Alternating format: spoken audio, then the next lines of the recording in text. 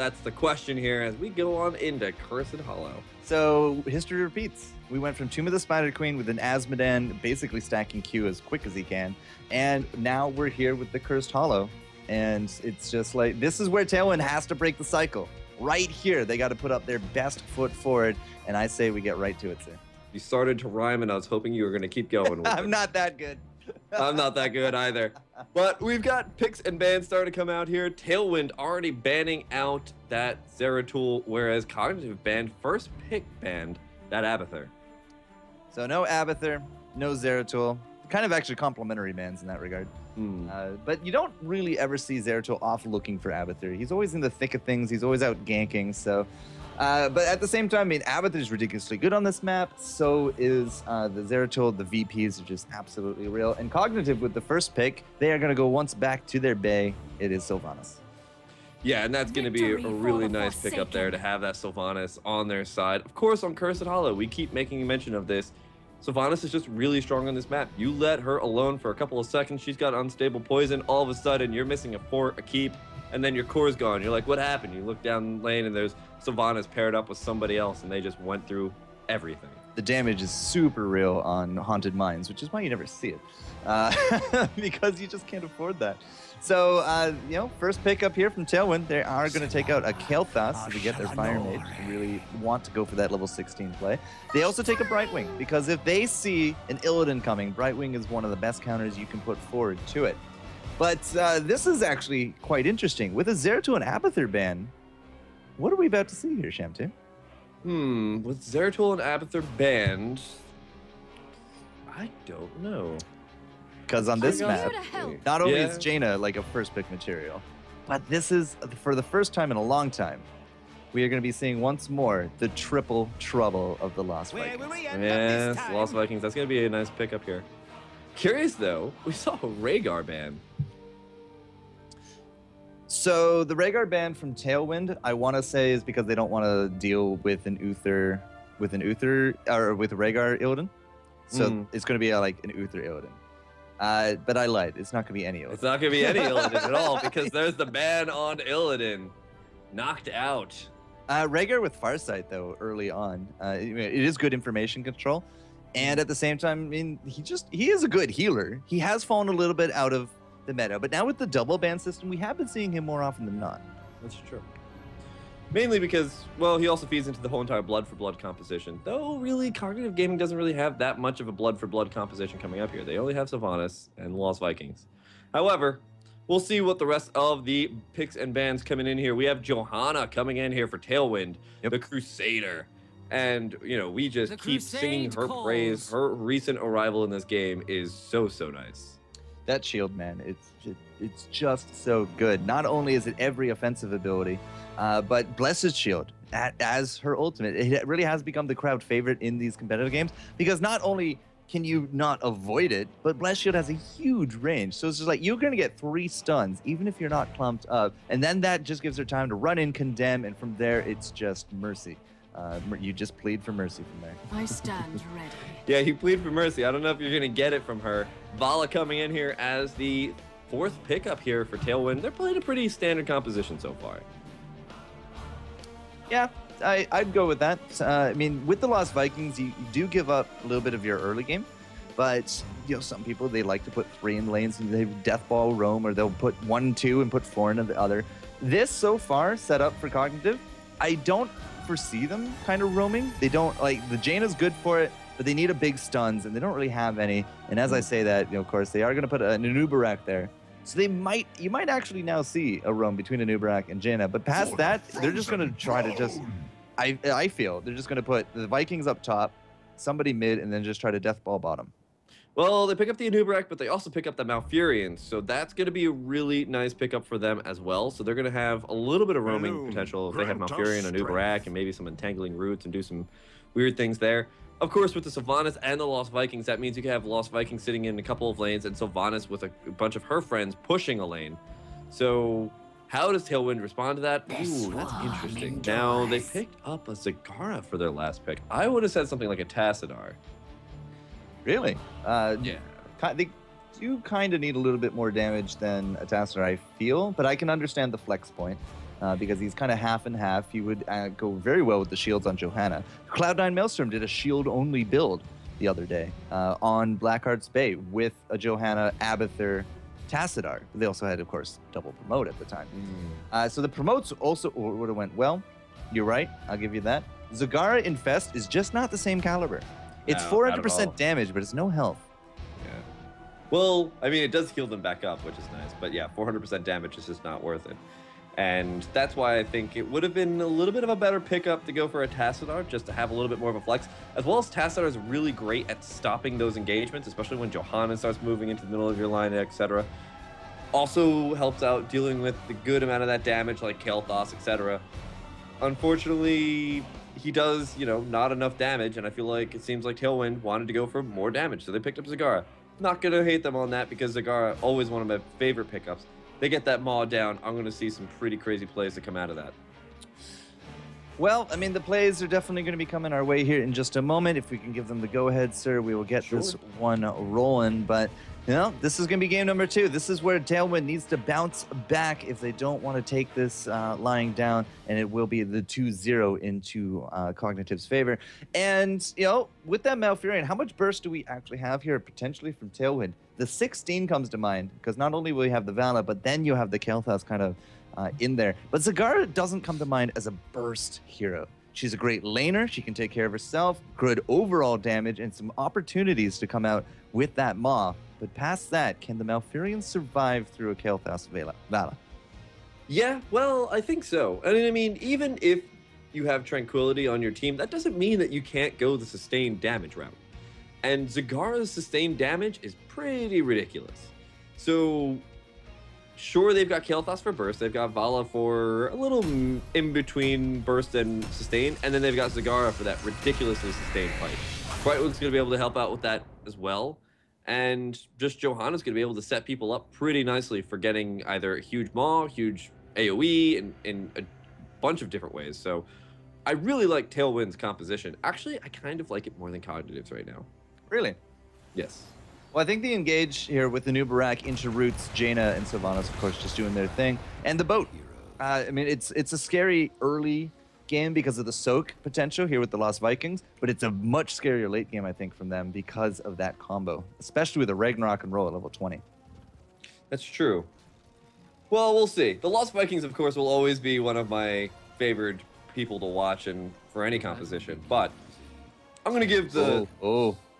All right, do the intro first. Sure. Over here on the left-hand side, it is Cognitive Gaming, Shot playing the Lost Vikings, Shot playing the Lost Vikings, Shot playing the Lost Vikings, Silo playing the Anub Arak, Iacona on Malfurion, Glaurung on the Sylvanas, and Hospital playing the Jaina.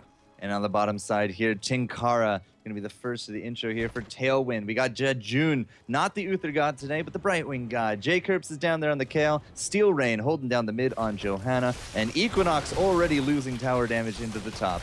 So this is a big thing. It's a 4-man Deathball. I said it was going to be a 3-man with no Vikings, but it's the 4-man Deathball because we have the Vikings in the other 2 lanes. Yeah, and this is what I was kind of alluding to with the power of having Sylvanas as well as Lost Vikings.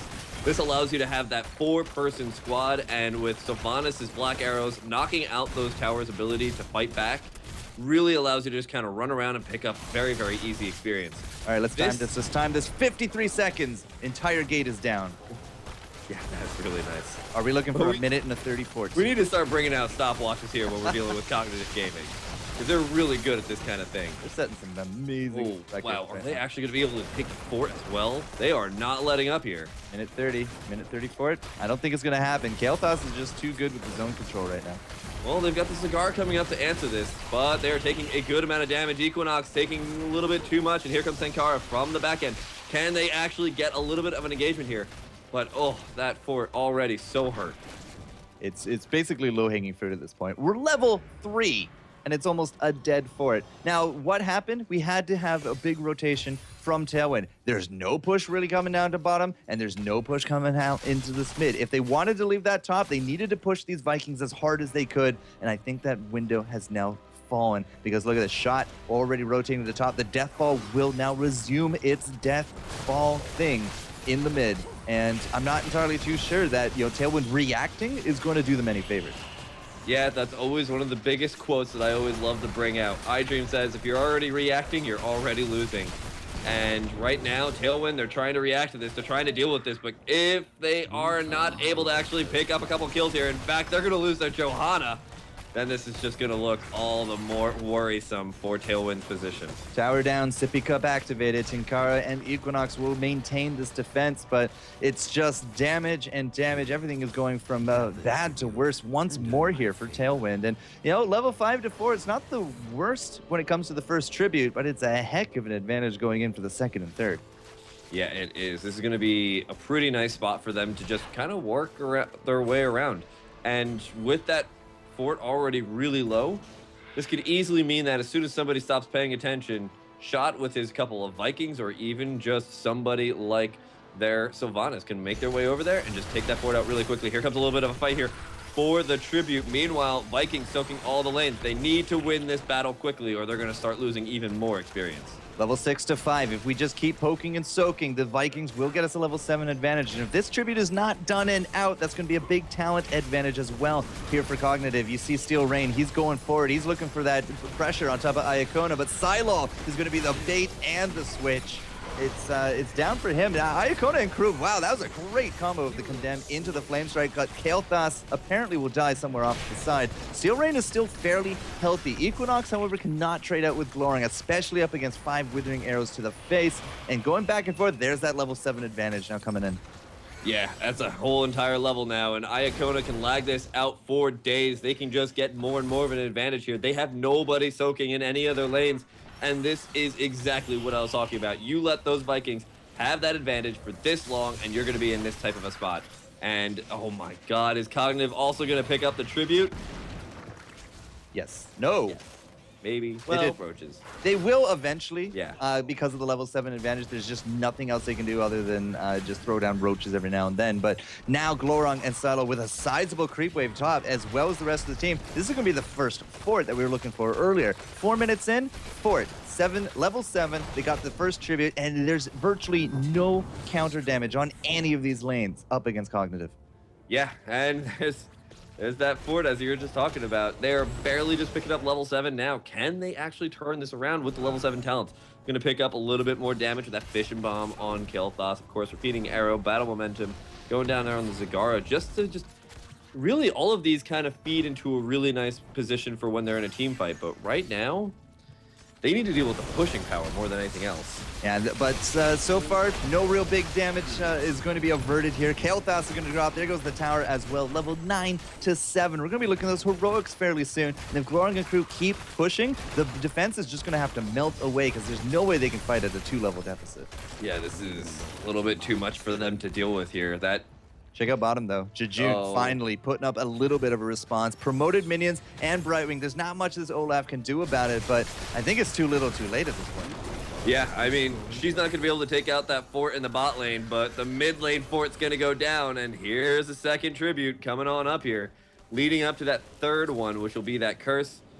Otherwise, I don't think I've ever seen level 10 grabbed before this by the second tribute time.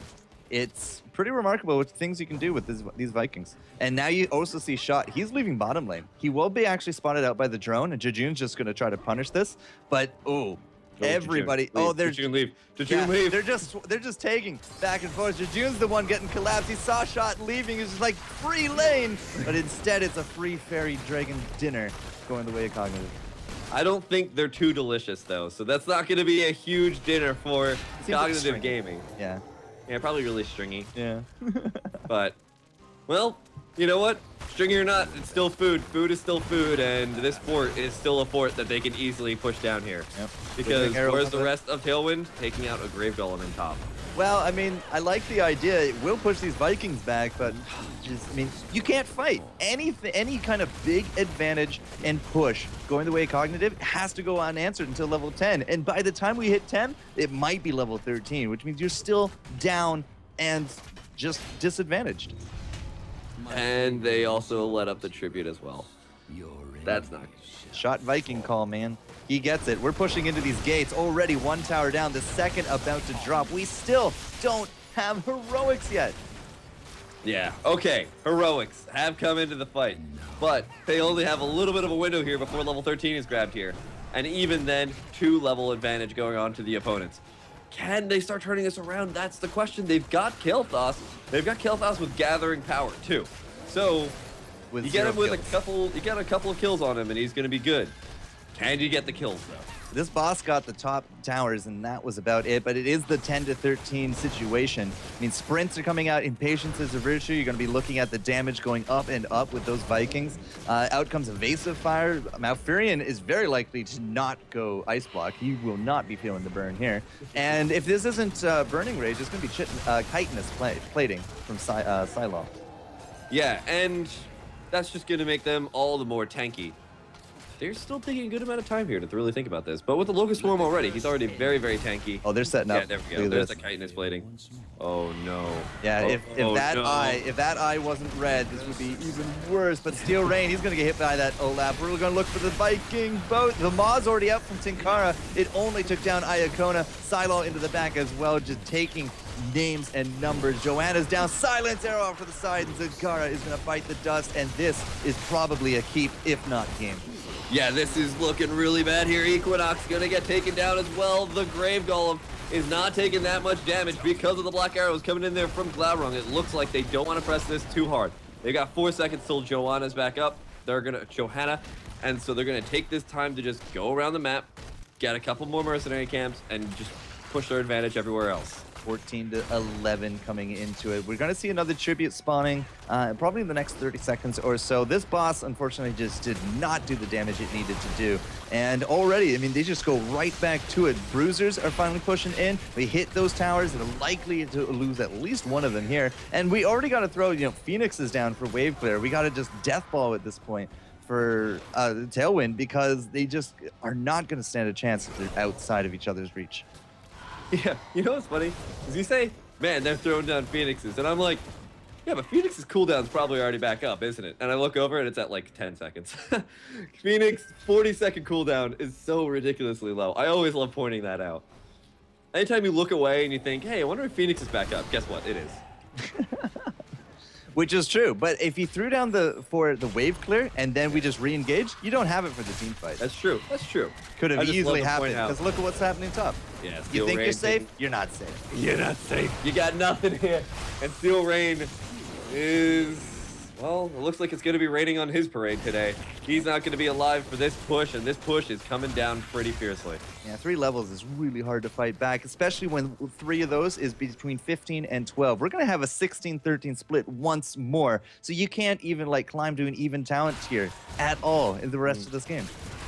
Yeah, this is going to be a little bit rough. They need a ridiculous engagement that, like, the stories will write about, but that's not impossible. You have to just look for those little advantages.